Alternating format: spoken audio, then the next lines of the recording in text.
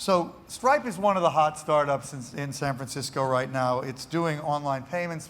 Patrick started it with his brother after they got frustrated trying to build a website that accepted payments themselves, and they realized, oh, there's a problem here. But now they're pushing into new areas. They're working with Bitcoin. They've got their own Bitcoin alternative called Stellar.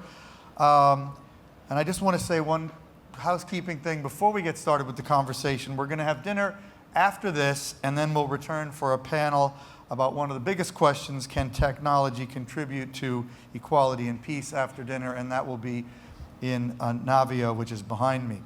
But Patrick, you know, the reason we wanted to have you here, among others, was when Simone and I came to visit you in your office and we started talking about Stripe, and I'm thinking, oh, we're going to hear about payments, stuff, very cool. You immediately started talking about being a platform for innovation. And I thought that was very cool. Explain how Stripe is a platform for innovation, and what is it that you're really trying to accomplish in that regard? Sure. It seems I dodged 2 bullets. I neither need to describe an algae battery nor how technology can bring about world peace. But on Stripe, I guess we started it sort of as a side project. We didn't think that it would sort of grow into being this much larger thing. But sort of as we spent time sort of working on it, there were sort of 3 things that occurred to us.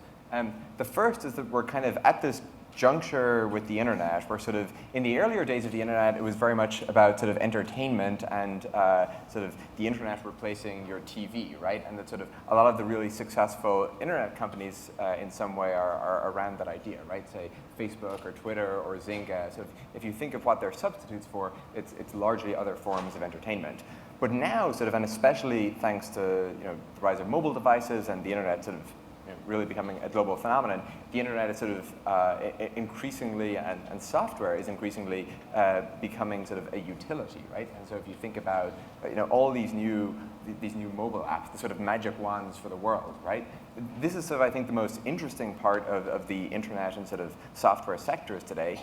And the business models for those are necessarily much more around commerce, right? You're not monetizing people's attention, but rather sort of providing core goods and services to them that sort of replace whatever they might do in the real world. The second is, I think we've taken this really myopic view of sort of what commerce and the internet as a whole can be, right? And that people hear sort of payments on the internet or something like this, and this, an instinctive kind of shrug of the shoulders, right? I've bought things online. What could be new there? But when you sort of take a step back and when you look at it, we're sort of so early in facilitating what sort of could and should be possible. Even if you start sort of accepting payments with Stripe today, I mean, I wish we were further along on this trajectory, but a majority of internet users still can't buy from you.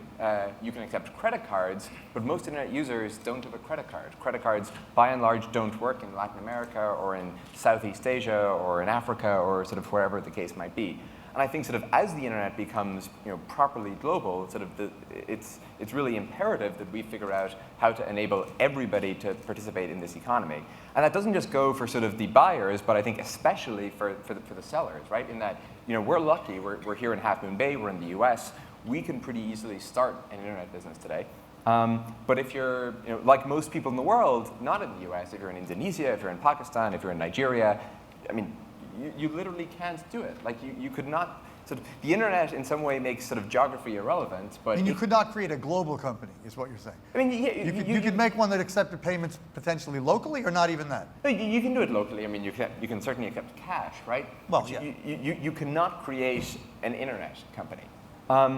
And then, I think part of the reason you sort of see such a balkanization in the kind of internet economy as a whole, right? You've sort of this whole slew of, say, Chinese internet companies or whatever, right? I mean, money essentially can't flow across these borders, and so it's no wonder that you have a completely separate economy there. Yeah. And the third thing, and this, I guess is the one that's the most closely aligned with our background, is that I think it's just really important to build sort of good tools, and sort of the returns on that are often underestimated. And we were just hearing sort of about how Moore's law is not inevitable, and sort of the production innovations that facilitated it.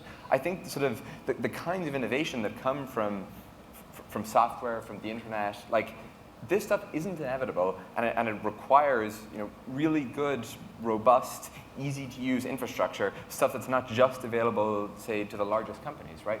And so the idea with Stripe is that we should take what the very best companies can build themselves, what, say, the commerce infrastructure that Amazon can take advantage of, and make it available to every single developer, no matter where they are, anywhere in the world. And so the litmus test for whether or not Stripe is a success is, are more companies getting started, and are people on a level playing field no matter where they are in the world?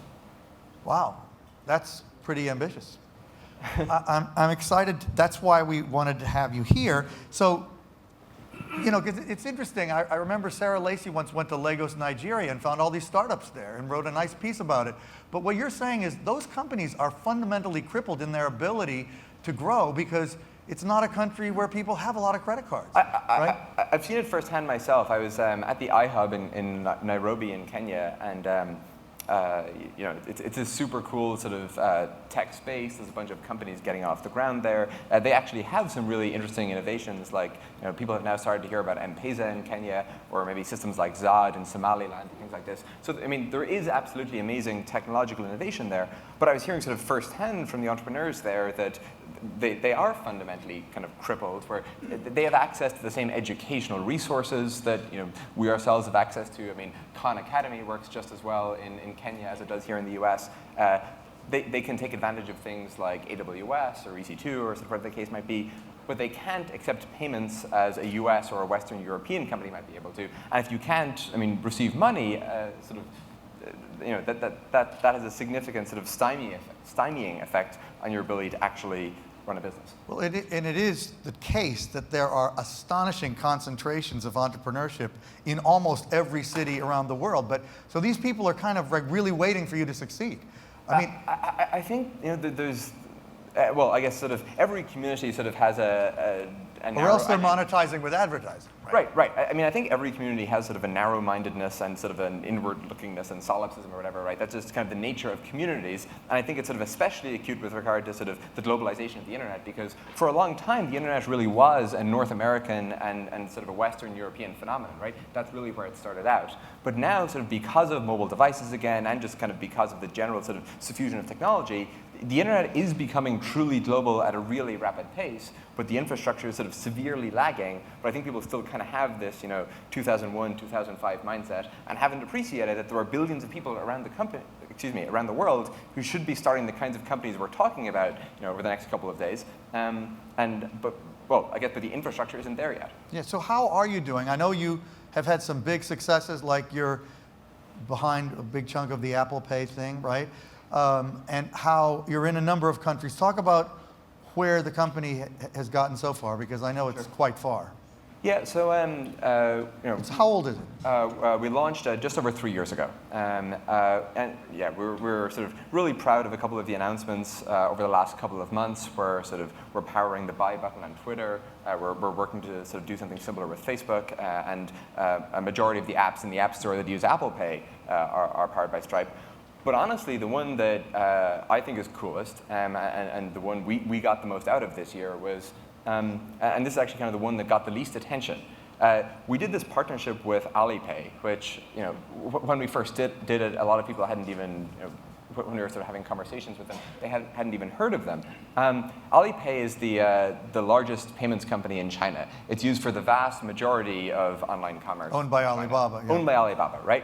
Well, actually not owned by Alibaba, but that's another story. Yeah. Very closely affiliated with Alibaba. And sort of what we did with them is we sort of made it possible for any Stripe user to go and accept payments via Alipay, right? And so kind of this is the first time that a lot of these, again, Western businesses were able to transact with people in China.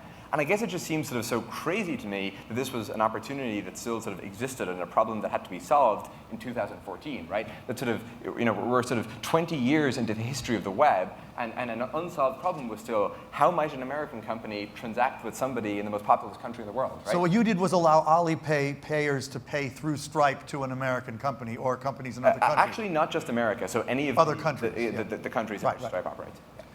Yeah. But you gave a good example of something that happened as a result of that when we talked on the phone. Is that worth mentioning? Yeah, so we I guess I'm not sure we can disclose the identity of the company, but we, well, when we were going and we were telling some of our users about this, right? Again, it's sometimes hard to describe sort of the potential of something that doesn't exist yet, right? It's much easier to sort of see the concrete rather than what's been realized. And so we'd go and we'd talk to users and we'd tell them they can now sell to an additional 1.3 billion people. And they'd say, I'm not sure how important this is to us. We don't actually have that much revenue coming from China. And it's like, exactly. But anyway, we some of them managed to get past that and enabled sort of this Chinese commerce on their sites. And one early test in particular that we did, their conversion rate from Chinese traffic, just in, as a result of making this change, if they didn't translate the site to Chinese, they didn't sort of do any marketing in China or anything like this. They just enabled their existing Chinese traffic to go and actually make purchases, and their conversion rate increased by a factor of 10, right? And so, I think, again, sort of coming back to the earlier point, I think people really underestimate sort of how early we are in sort of the trajectory of sort of commerce and the internet, and sort of how much of this stuff is going to, how much is going to flow to the software companies, right? A stat that I really surprised me when I first learned it was across the world, about 2% of all consumer spending sort of takes place online. 98% is still offline commerce, right? And so again, sort of, even though there's sort of this mature veneer to what's taking place sort of to e-commerce, really sort of 50x more is still taking place in the offline world, and I think there's still a huge amount that's of transformation left. If you think about sort of how much you spend or how much sort of people in our cohort spend, it's probably more like 20%, 30% online. And so you sort of think through the consequences of that happening on a global scale. I mean, we really haven't seen anything yet. Very cool. Well, you've talked about what you enable globally, and especially in economies where they haven't had ability to transact online at all. And how many countries are you in now, by the way, on that? So we enable buyers from over 100 countries around the world, and then we enable sellers, sort of businesses to get started in 18 countries. Okay. But what was there were clearly some problems even here that gave you an opening, because initially a lot of your customers were here, and you yourself were trying to start something here which led you to realize this business was needed. Right. So what is the critical function you perform that other systems have not been performing? I think the thing that we sort of, and honestly a lot of this was sort of accidental, we sort of realized it post hoc, but we were just really lucky where we sort of got started, I think around,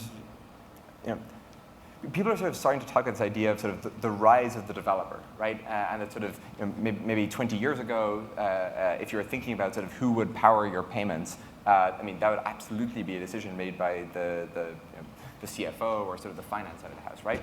But increasingly, companies are recognizing, and this comes back to Reid Hoffman's point, an hour ago about how companies need to have a technology strategy.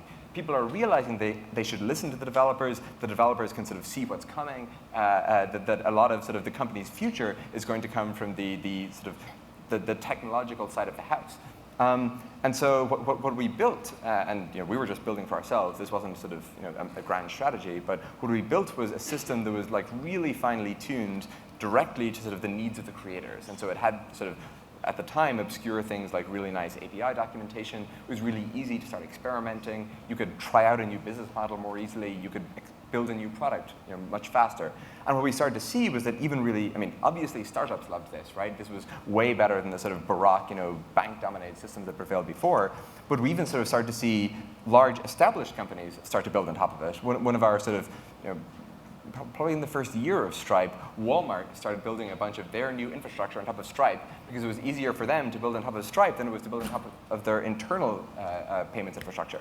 And so, the sort of two ways in which I think Stripe enables more companies to get started, or sort of more commerce to happen. Sort of the obvious one is sort of this geographic element where there are a lot of buyers and sellers around the world still to be enabled. But I think the really interesting ongoing one is by sort of lowering the barrier to entry and providing sort of, again, the best tools in the world, even to a single individual. I guess the kind of pervasive lesson of the internet is the easier you make it to do something, sort of the more of it that happens, right? As you go from from having to create your own website to blogging to tweeting, sort of all of those increase the amount of content production that happens. I think similarly, the easier, the sort of the lower the barrier to entry to engaging in any kind of online commerce, the more of it will happen. Really cool. If anybody has a question or comment, I'm eager to hear them. I have plenty more.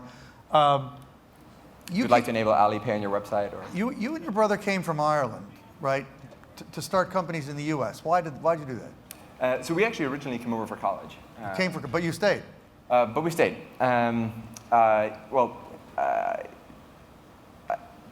I guess it's still the case that sort of Silicon Valley has this sort of amazing network effect, right? We're all here and not sadly in Ireland.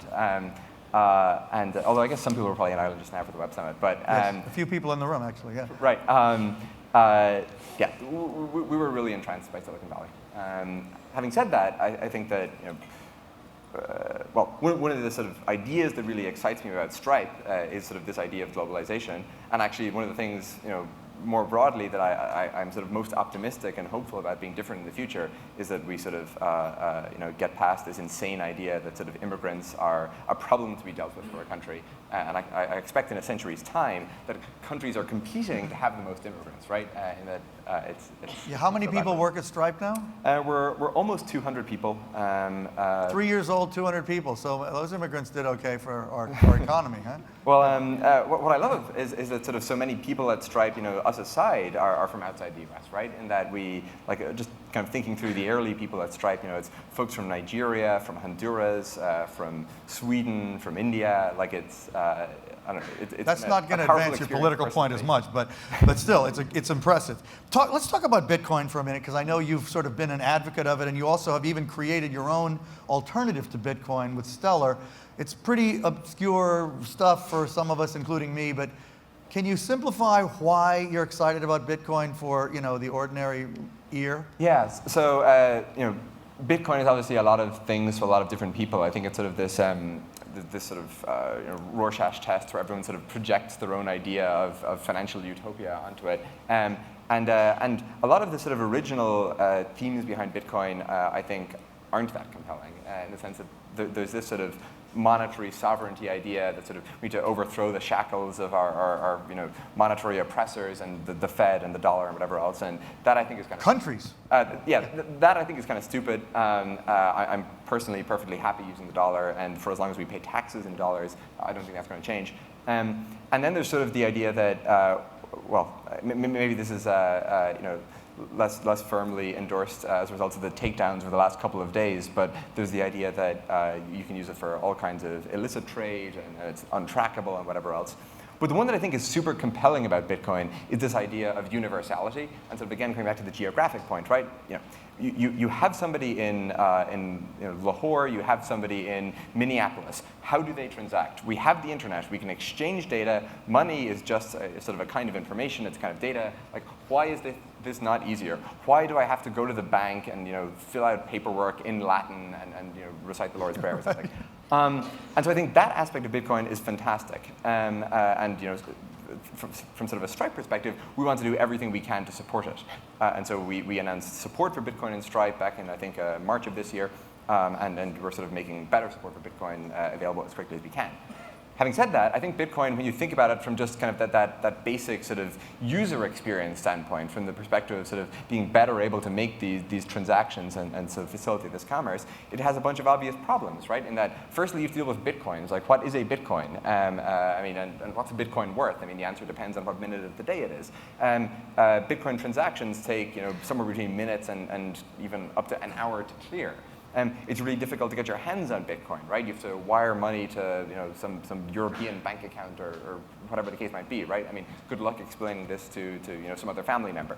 And so we would love Bitcoin to go and solve these problems. We're not in any way anti-Bitcoin. Like I hold Bitcoins myself. We're enthusiastic Bitcoin supporters. But when we heard about this nonprofit Stellar, which is separate to Stripe, though we're backers of it, we thought it was really compelling because it sort of fixes a lot of these user experience issues that we see in Bitcoin. And so with Stellar, you can use regular real-world currencies. You can use dollars or euros or RMB or whatever the case might be. Transactions clear instantly, and it's really easy to get your hands on the currency to sort of get started and to start making some test transactions. And I think that's really powerful because Bitcoin has been sort of so overtaken by this sort of the speculation and the ups and downs of the currency, and the ecosystem is sort of really oriented towards that. Whereas with Stellar, they're just giving away the currency as quickly as they can to people anywhere in the world. I actually had a Stellar board meeting on Friday. And they were showing us sort of the commerce that's now taking place in Indonesia, because it's really easy for people in Indonesia to get their hands on Stellars. People are sort of trading Stellars for mobile minutes and sort of all kinds of new use cases like this. And for me, that's so much more compelling than, I don't know, some guy in New York or LA or San Francisco or something. What is it that makes it easier to use, though? What's the fundamental piece? Instant transactions supports real-world currencies, and you can get your hands on Stellars in 5 minutes. But it has that universality that you like about exactly. Bitcoin. It's exactly the same decentralization and universality as Bitcoin. And so, does Bitcoin succeed? Does Stellar succeed? Do both of them succeed? I don't know. But I'm optimistic and a supporter of all of them. Well, we've run out of time, but the reason I wanted to have you up here, I think you are an incredible exponent of sort of the optimistic mindset of young entrepreneurship, and your successes so far, I'm sure, are only the beginning, and I really think your vision is quite compelling. So thank you for joining us at Techonomy. Thank you for having me. And,